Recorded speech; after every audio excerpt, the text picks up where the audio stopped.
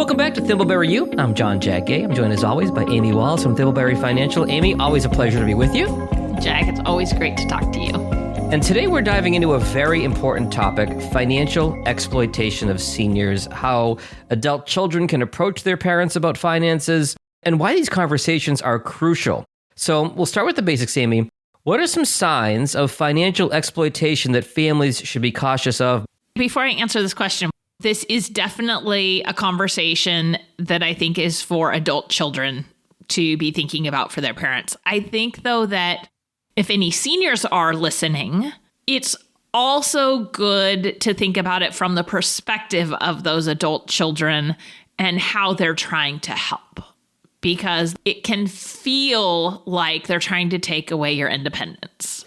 And in the vast majority of cases, that is not what they're trying to do. They're trying to be helpful. Yeah, because on one hand, you've got the child feeling like, okay, I've got to take over. I'm the adult and now I've got to take care of them. And then the parent is like, hey, you're trying to take over my life. And it can get quite contentious. I'm sure you've seen it with folks in your life. I've seen it with folks in my life. Absolutely. And it's not even necessarily that they're trying to take over. But that's the perception sometimes. It's the perception that they are, when they just want to make sure that just like their parents took care of them, that they can help take care of their parents if it's needed. Agreed. And that they aren't in a position to be caught off guard and not know how to help when it's too late. Absolutely. You don't want to be looking at a financial statement and say, what happened? It's beyond the point of no return. Pick your cliche.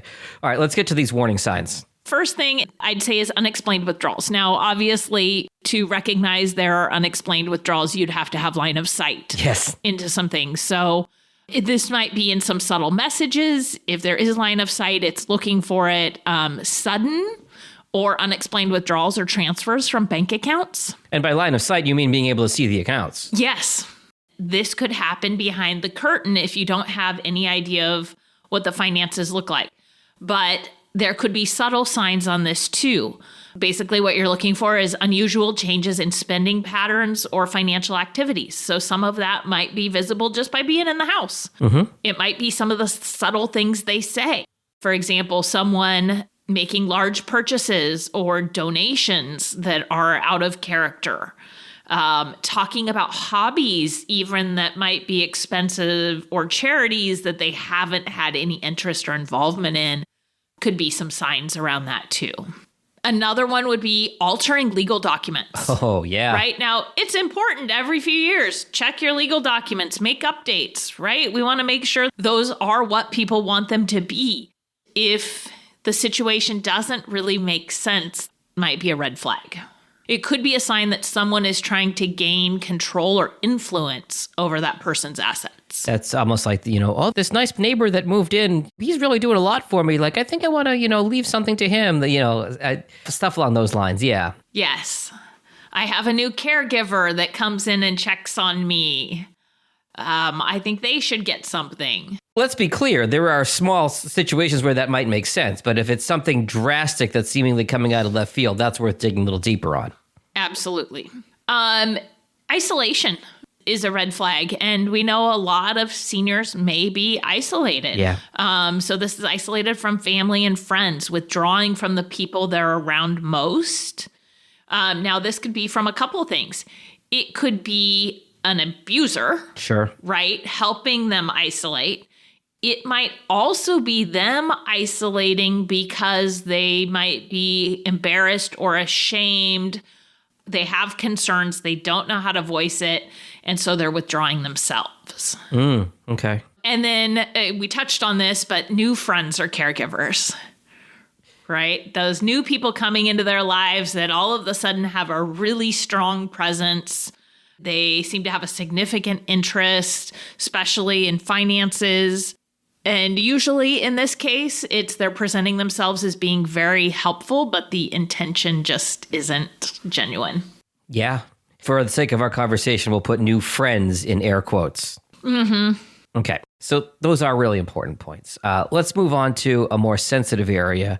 And this is the tricky part. How can adult children approach their parents about these concerns without causing distress, as we started to allude to earlier?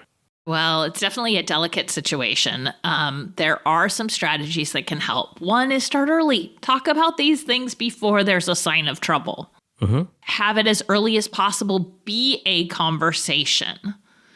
I think we can even take this to our much younger adult listeners, even before their parents are in a senior position. Maybe it's a family where parents don't talk about money, but as their children are maturing and taking over financial responsibility, financial adulting for themselves, the parents will talk to the kids about money. For those listeners in that position where parents ask them about their financial situation, it might be a perfect time to start switching the script on that so that the conversation is not one-sided. Makes sense. That can be uncomfortable. And I know plenty of people who parents are like, no, I always want my kids to be able to come to me. I want them to feel like they can talk about this. But maybe they're not in a position actually to be helping their kids, which is the reason they want the kids to come to them, but they don't want the kids to know. I know if I am out to dinner with my folks and I want to pick up the tab, there is a lot of pushback there. No, you're our son. You should not have to do that. We're your parents.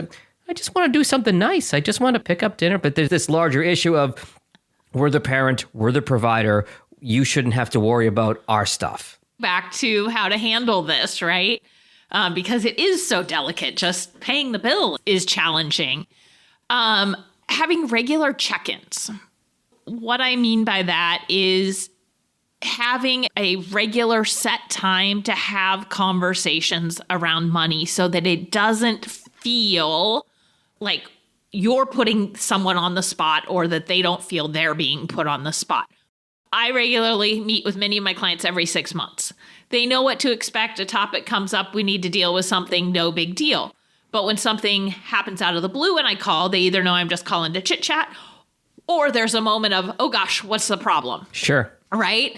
So if something's on a regular schedule, anxiety can be reduced. Stress can be reduced. I like it. I think approaching from a place of empathy more than anything else is so important. Helping them understand that you're caring for their well-being, knowing that you're trying to support them, not control them. That's the key right there. Support, not control. And so I think one of those things with empathy, maybe something comes up. Maybe an adult child and parents share a bill. Okay? And it's technically under the parent's name. And maybe parents forget to tell the kid for a month or two, hey, you need to pay this. Right? And then all of a sudden it comes through and it's a bigger bill than what's expected. That might not be the time to try to talk to the parents about money because just the timing feels accusatory. Do it at a time when there isn't an issue that's happened where you need to talk about it. Set some clear agreements, right? This goes back to starting early, having regular check-ins. But if you've got some agreements around when do you want us involved? How should we be involved? What do you want from us? And on the flip side, hey, as the kid, I want to ensure that when you do need us involved, I'm involved early enough that it isn't a freak out moment. Exactly what I've been thinking here. Yeah, like you don't want to wait till something is on fire. You want to be able to prevent it. Absolutely. And especially parents, if you're listening, your kids are busy. They may have their own kids. They've got work, and professional life and hobbies and things that they're involved in. They care about you. And your stress and helping you because they care is a stressor in their lives.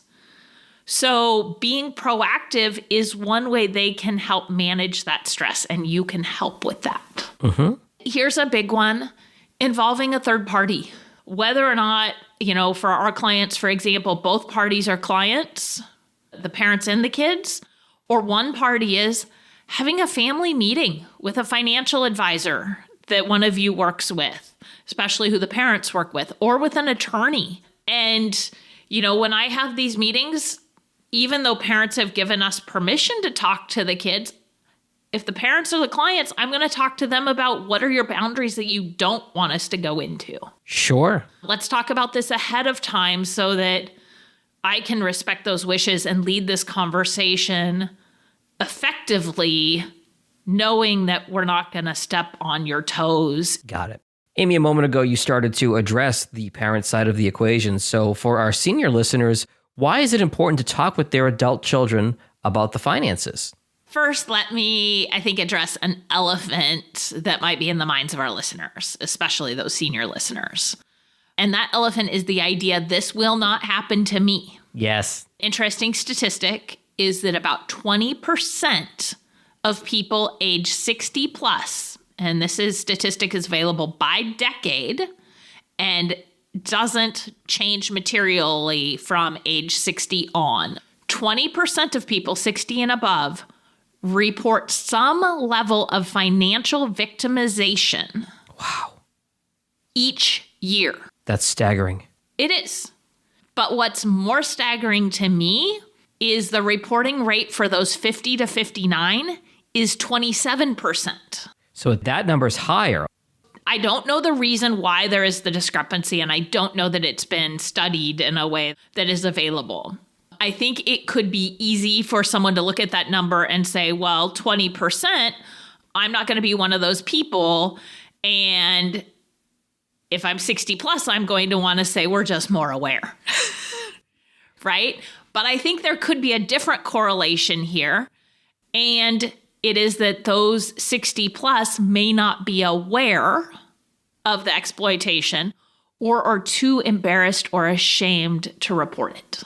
Yeah, it speaks to the importance of having open communication, right? Yes.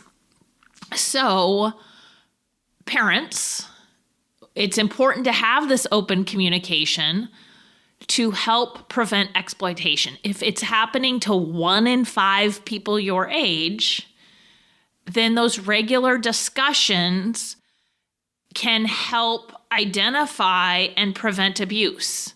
Now, I share this. For example, in my team, we have monthly reminders around how to avoid hackers getting access to our systems. Sure. Monthly reminders, because things evolve and change and the ideas evolve. It used to be not long ago that people thought, and a lot still do, that you can't get a virus by opening a PDF document. Well, you can. That's a shift. The techniques and the strategies that people are using to exploit people changes and evolves. Yeah. If you aren't paying attention to this, if you aren't spending time on this research, compared to someone who's working as regularly on computers, is talking to people, hearing these stories, as a senior, you may not be as aware as your child of the ways that people are trying to do this. I have tried to get my folks, if something looks fishy, I'm like, if you're not sure, call me. Before you open something, I'm happy to look at anything for you. If something seems like you're not sure, I'm always happy to take a look. It's so important. Another reason for the open communication is so that your kids can help ensure your wishes are followed. Oh, yeah. Right? We don't know what we don't know. Brené Brown has the idea of the stories that we tell ourselves, right? Yep. Mm-hmm. When there is lack of information, we fill in with a story. And that story may not match what you want. So by having clear communication, you fill in the story you want the person to have versus the story they're going to tell themselves. All right. And that story could be for good or for bad. Mm-hmm. And this could be not just about financial topics, but healthcare decisions. Another reason for open communication is being prepared for emergencies, whether that's financial or health crises. What is your situation? Where are you at right now? How might someone fill in? And as we age, in 6 months patterns, things could change drastically. For sure. And so having those regular conversations will help. And then just to build trust. Yeah. Right?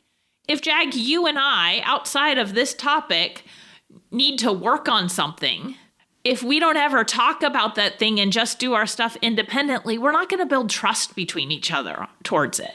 The old group project. Yep. If there's no communication, the group project will fail. Yeah, but if we're talking about it, we're going to work through difficult points. We're going to build that relationship so that, You feel you can trust me and I feel I can trust you, or else say, whoa, this totally isn't going to work. Right. All right, Amy, as we start to move on here, what are quickly some practical steps that both seniors and their adult children can take to make these conversations more effective? Number one, organizing documents. I think I've mentioned before that my husband and I have a regular weekly meeting, and finance becomes part of that topic. Having things organized, knowing what it is so we can quickly run through things. In this case, that's having estate planning documents, wills, powers of attorneys, organized, accessible, knowing what the insurance policies are and bank account information. And I think in many cases, it's giving that access, right? Maybe it's using a password vault and making sure that in the event that you pass away or unable to do things, that access goes directly to the kids if you don't want them to have access now. It's developing a financial plan. Obviously, I'm a financial advisor and wealth manager, but having the kids be as aware as possible of what that plan is. And that should cover budgeting, investments, healthcare costs, estate planning. Regular reviews, as we talked about. How can parents and kids come together with a third party or without a third party to go over those things? And then I alluded to it, using technology. Yeah. How can you use apps and financial management to track things to ensure things are being done effectively? All right, so those are some broad strokes, Amy, but specifically, what can folks do day to day? First, I'm just gonna say technology. Sure. Online banking. That's important. Making sure that there's access, making sure bills are set up to be paid regularly. That's one of the big things I hear from seniors is, I missed payments, or I hear from kids. Yeah. Found out my parents are missing payments. Setting up things to be automatic as much as possible. Using apps, whether it's password vaults, shared access through bank information so that multiple people have access to see and just monitor what's happening. And like I said, regular check-ins. Maybe people live far apart. Zoom. Yeah. Enough said. Zoom. All right. As we put a bow on this, Amy, you're right. Technology really does offer great tools. What final advice would you give to our listeners about maintaining that open and healthy financial conversation within their families? I have two that are at the top of the list. One is start early with these conversations and be proactive. Make it a norm to talk about as opposed to a taboo topic. Yes. Don't make it taboo with the people who you love. Number two, be empathetic and respectful. It goes both ways. Yes. People are trying to help. It's about support. It's about love. If you need help with the conversation, get that help. Most financial advisors are going to be happy to help navigate and mediate this conversation as lawyers if needed. And what goes along with all of this is keep the conversation open and going, even through the sticky points. Technology and communication, the key takeaways today. I know, Amy, you work with parents, kids separately, together. If anybody listening wants to talk to you about their financial situation, whether it's personally or for their family as a larger entity, how do they find you at Thimbleberry Financial? They can give us a call at 503-610-6510 or by finding us online at ThimbleberryFinancial.com. Great stuff, Amy. We'll talk again in a couple weeks. Sounds good. Securities offered through registered representatives of Cambridge Investment Research, Inc., a broker-dealer member FINRA SIPC. Advisory services through Cambridge Investment Research Advisors, Inc., a registered investment advisor. Cambridge and Thimbleberry Financial are not affiliated. Discussions in this show should not be construed as specific recommendations or investment advice. Always consult with your investment professional before making important investment decisions. Securities offered through registered representatives of Cambridge Investment Research, Inc., a broker-dealer member FINRA SIPC. Advisory services through Cambridge Investment Research Advisors, Inc., a registered investment advisor. Cambridge and Thimbleberry Financial are not affiliated.